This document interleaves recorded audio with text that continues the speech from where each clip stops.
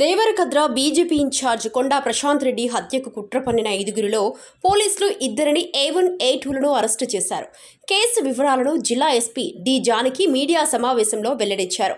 Mahabubnagar rural మండలం తిమ్మసానిపల్లికి చెందిన కాట్రావత్ రూప్ సింగ్ నాయక్ దేవరకద్రలో మీ సేవ సెంటర్ నడుపుతున్న అరుణాచలం నవీన్ కుమార్, కర్ణాటక రాష్ట్రానికి చెందిన శ్రీకాంత్, రాఘవేందర్ రెడ్డి, శ్రీకాంత్ యాదవ్లు కలిసి 5 లక్షల రూపాయలు సుపారీ మాట్లాడుకొని ప్రశాంత్ రెడ్డి హత్యకు కుట్ర పన్నినట్టు ఎస్పీ తెలిపారు. అయితే ప్రశాంత్ రెడ్డి రూప్ సింగ్ నాయక్కు 40,000 రూపాయలు ఇవ్వాలని డబ్బులు అడిగితే బెదిరిస్తున్నాడని నిందితులు చెప్పినట్లు ఎస్పీ పేర్కొన్నారు. దేవరకద్ర ఎస్ఐ నాగన్న ఆధ్వర్యంలో నిందితులు రూప్ సింగ్ నాయక్, అరుణాచలం నవీన్ కుమార్ను అదుపులోకి తీసుకొని విచారించడంతో నేరం ఒప్పుకున్నట్లు తెలిపారు.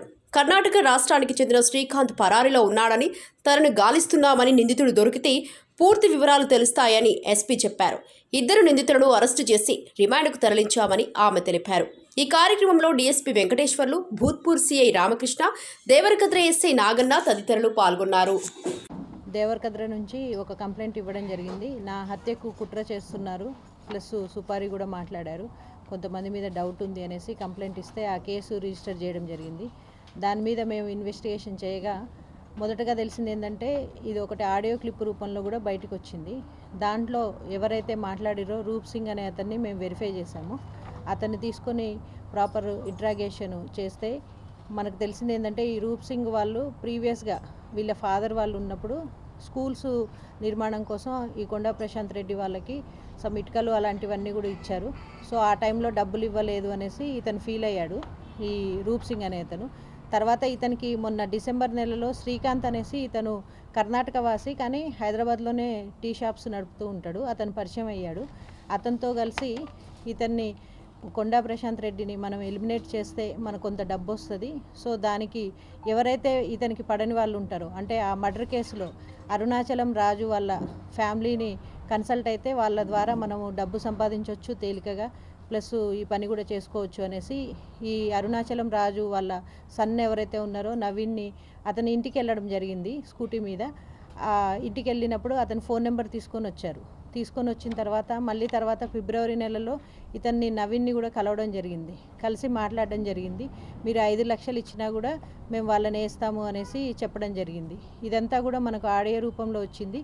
ప్లస్ మనకు కంప్లైంట్లో వచ్చిన నేమ్స్ అన్నీ కూడా ఇన్వెస్టిగేషన్ వాళ్ళ సిడిఆర్స్ కానీ టెక్నికల్ ఎవిడెన్స్ కానీ ఇన్వెస్టిగేషన్ చేస్తున్నాము. మనకి ఇప్పుడు కస్టడీలో నవీన్ అండ్ రూప్ సింగ్ ఉన్నారు, వాళ్ళిద్దరిని కూడా రిమాండ్కి పంపిస్తున్నాము.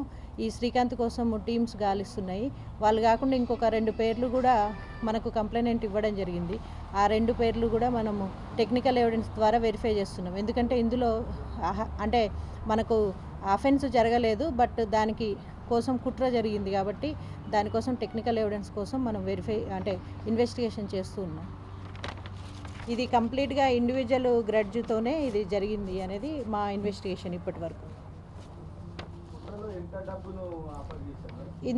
ఇదే చెప్తున్నా కదా, ఫస్ట్ 40,000 అని చెప్తాడు నవీన్కి వెళ్ళి, తర్వాత మీరు 5 లక్షలు ఇచ్చినా కూడా నేను హత్య చేస్తాను అనేసి రూప్ సింగ్ చెప్తాడు.